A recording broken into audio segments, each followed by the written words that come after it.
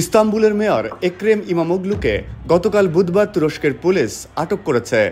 দুর্নীতি ও সন্ত্রাসী সংগঠনের সঙ্গে সম্পর্কের অভিযোগে তার বাড়িতে তল্লাশি অভিযান চালানো হয়। এই আটকের প্রতিবাদে হাজার হাজার বিক্ষোভকারী ইস্তাম্বুলের রাস্তায় নেমে এরদোয়ান বিরোধী স্লোগান দিতে থাকে, এমনটি জানিয়েছে এএফপি।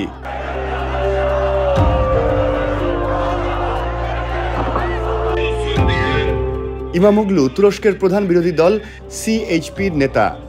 দীর্ঘদিন ধরেই প্রেসিডেন্ট রিসেপ তাইপ এরদোয়ানের প্রধান রাজনৈতিক প্রতিদ্বন্দ্বী হিসেবে পরিচিত।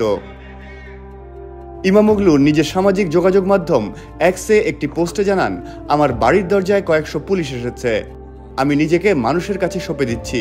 এই পোস্টের পরই তাকে পুলিশ সদর দপ্তরে নিয়ে যাওয়া হয়। এছাড়া গ্রেপ্তারের একদিন আগে ইস্তাম্বুল বিশ্ববিদ্যালয় ইমামোগলুর ডিপ্লোমা ডিগ্রি বাতিল করার ঘোষণা দেয়, যা তার 2028 সালের প্রেসিডেন্ট নির্বাচনের প্রতিদ্বন্দ্বিতা করার সম্ভাবনাকে ঝুঁকির মুখে ফেলেছে।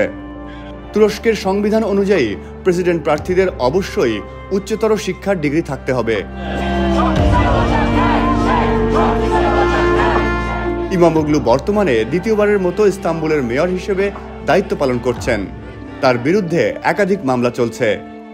গ্রেপ্তারের পর ইস্তাম্বুলের সিটি হলের সামনে হাজার হাজার প্রতিবাদকারী সমবেত হন, সরকারের বিরুদ্ধে স্লোগান দিতে থাকেন।